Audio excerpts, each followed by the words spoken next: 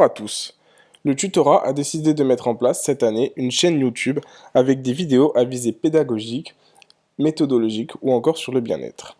Nous allons commencer aujourd'hui par une vidéo d'initiation à la physiologie cardiovasculaire du module physiologie de l'UE8 tronc commun. Si vous avez des questions suite à cette vidéo, n'hésitez pas à nous contacter par mail à asclepios.physiologie@gmail.com. Alors, tout d'abord, quelques généralités.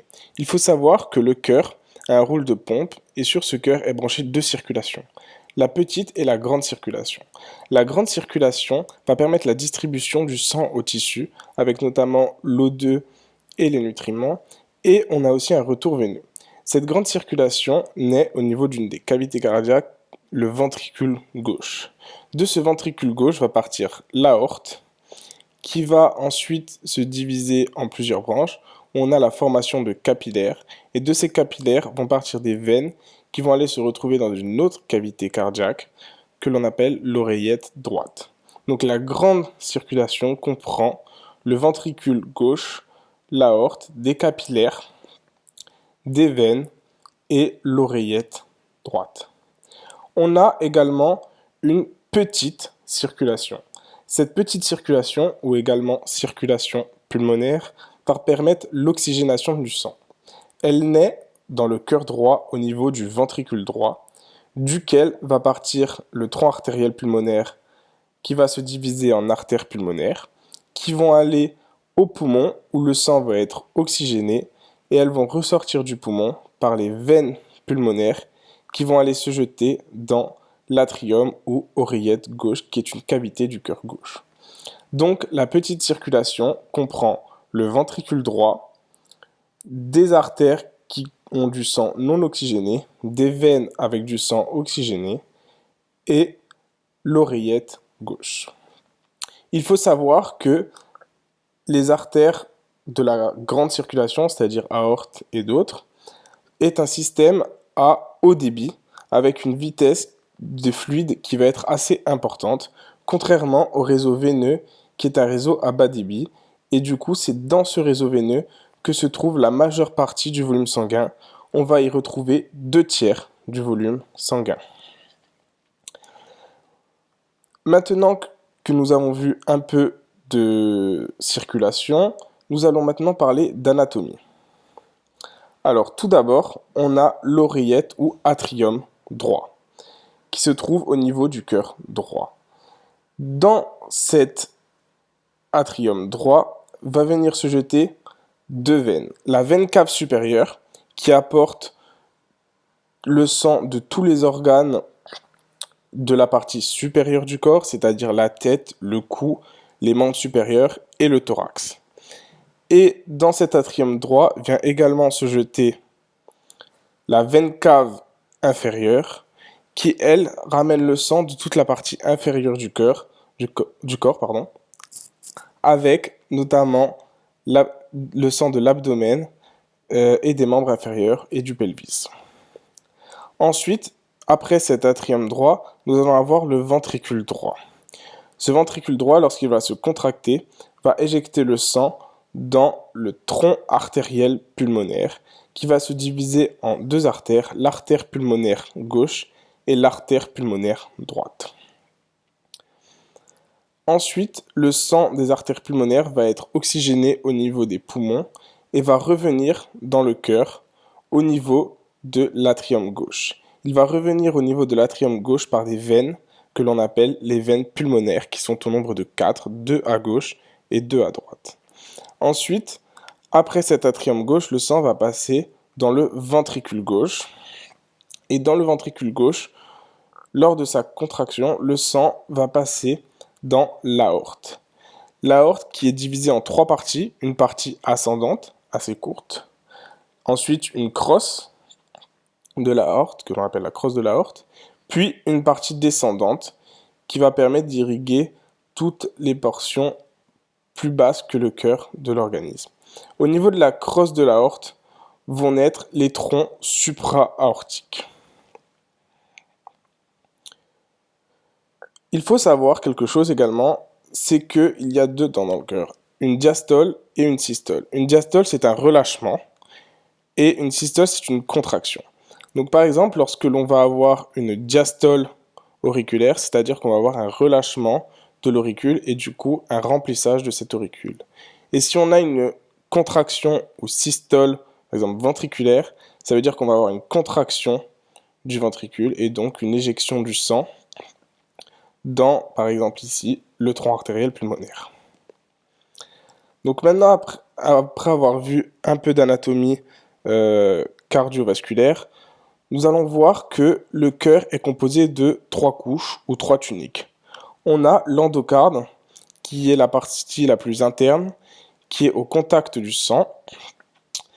Ensuite, nous avons le myocarde qui est la partie purement musculaire du cœur, qui comprend notamment des cellules contractiles, qui vont permettre au cœur de se contracter, d'exercer une pression, qui va permettre ensuite d'éjecter le sang des diverses cavités. Et nous avons également le péricarde, qui est une séreuse qui entoure le cœur. Ensuite, ce cœur, nous avons vu qu'il est composé de cavités, et entre ces cavités, il y a également des valves cardiaques. Au niveau du cœur droit, on a la valve tricuspide, qui se situe entre l'atrium droit et le ventricule droit. C'est une valve tricuspide, elle a donc 3 valvules. Et nous avons également au niveau du cœur droit la valve pulmonaire qui est aussi composée de 3 valvules pulmonaires. Donc les valvules pulmonaires, donc la valve pulmonaire va s'ouvrir du coup pendant la systole de ventricule droit pour permettre le passage du sang du ventricule droit au tronc artériel pulmonaire. La valve tricuspide va, elle, s'ouvrir pendant la diastole ventriculaire pour permettre le passage de l'oreillette, du sang de l'oreillette droite au ventricule droit. Au niveau du cœur gauche, nous allons avoir également 2 valves. La valve mitrale et la valve aortique. La valve mitrale se situe entre l'oreillette ou atrium gauche et le ventricule gauche. Et la valve aortique va se situer entre le ventricule gauche et l'aorte. La valve mitrale possède 2 cuspides ou 2 valvules. Elle va s'ouvrir donc pendant la diastole ventriculaire gauche. La valve aortique va, elle, s'ouvrir pendant la contraction ou systole ventriculaire pour laisser passer le sang du ventricule à l'aorte. Nous allons maintenant parler d'activité électrique du cœur, c'est-à-dire comment le cœur va pouvoir se contracter. Donc il faut savoir que le cœur va être capable de générer une contraction rythmique, spontanée et indépendante de la commande nerveuse. C'est ce qu'on va appeler le potentiel pacemaker. Ce potentiel pacemaker va être permis par différents nœuds et surtout par le nœud sinusal qui se situe à l'abouchement de la veine cave supérieure. Et ce nœud sinusal va générer ce potentiel pacemaker. C'est lui qui va donner le rythme à l'ensemble du cœur. Et là, on va avoir un réseau qui va arriver au nœud atrioventriculaire. De ce nœud atrioventriculaire, on va avoir un réseau qui va passer par le faisceau de His, que l'on voit ici avec le tronc du faisceau de His et les 2 branches du faisceau de His, la branche gauche pour le ventricule gauche et la branche droite pour le ventricule droit.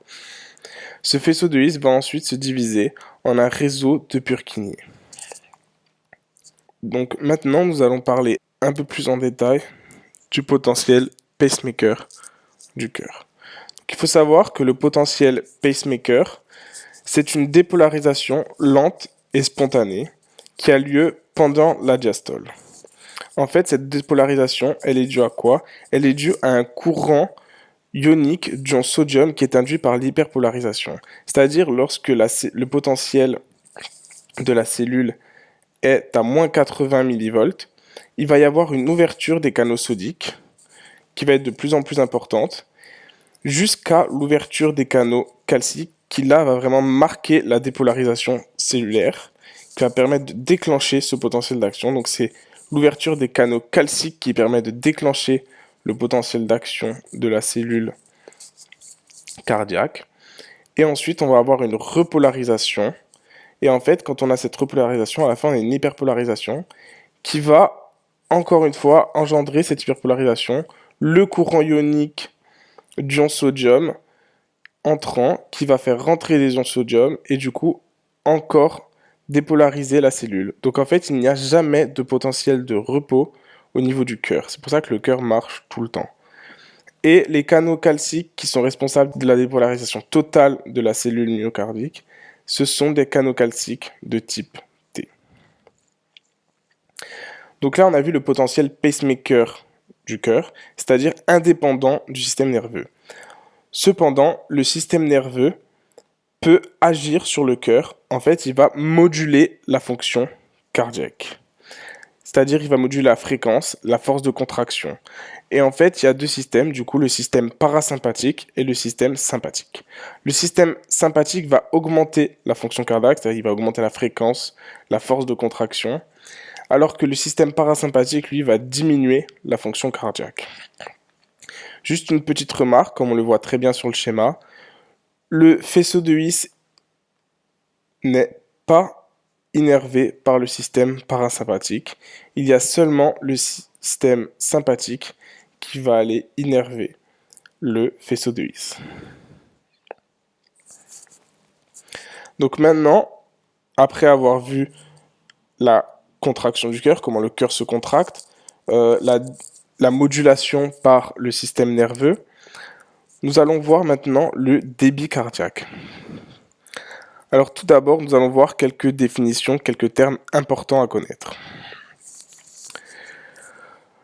Alors, nous avons la diastole et la systole. Donc pendant la diastole, on va avoir un remplissage du ventricule. Ok ? Et donc à la fin de la diastole, c'est là où on va avoir le plus de sang dans notre ventricule. Ensuite, et c'est ce qu'on appelle le volume, ce volume à la fin de la diastole, c'est ce qu'on appelle le volume télédiastolique. C'est le volume maximal que l'on va avoir dans le ventricule. Ensuite a lieu la systole, et à la fin de la systole, on a ce qu'on appelle le volume télésystolique, c'est-à-dire le volume de fin de systole, qui est le volume minimal que l'on va avoir dans le ventricule. Donc en fait, c'est important de savoir, mais du coup, même à la fin d'une systole, il reste du sang dans la cavité cardiaque. Et en fait, le volume d'éjection systolique, c'est le volume qui est éjecté pendant la systole, donc c'est-à-dire le volume télédiastolique moins le volume télésystolique. Ok ? Et donc maintenant, de ça va en découler le débit. Le débit, c'est quoi ? Un débit, c'est un volume éjecté en fonction du temps. Et donc, pour le débit cardiaque, plus précisément, ça va être la fréquence cardiaque multipliée par le volume d'éjection systolique.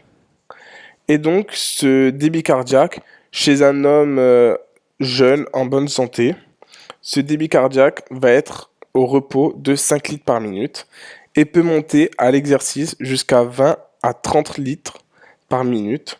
Et en fait, cette augmentation elle va être due à une augmentation de la force de contraction. Donc en fait, quand on est à l'exercice, le cœur va pouvoir se contracter de manière plus forte.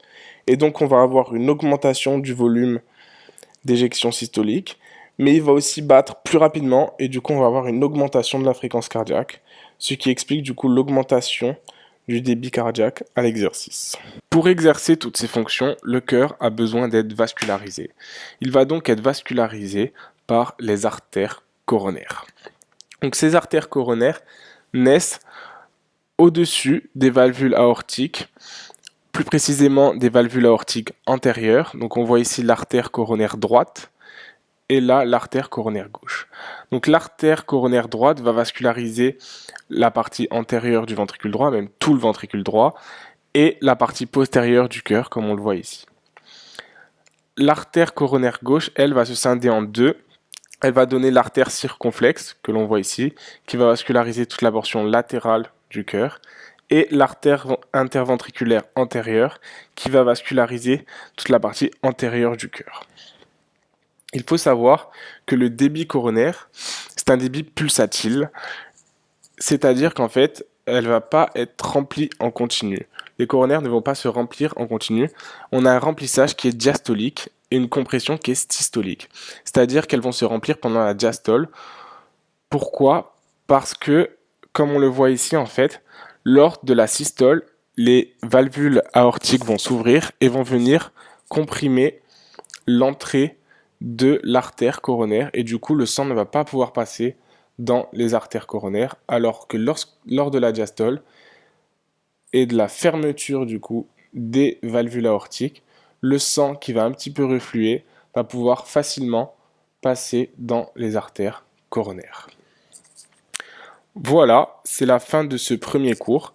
J'espère que ça vous a plu. Vous pouvez nous rejoindre sur notre page Facebook Asclepios Corte ou sur notre Twitter @asclepiosc, ou vous pouvez encore nous retrouver sur notre site officiel asclepios.wixit.com. N'hésitez pas si vous avez la moindre question et à très bientôt.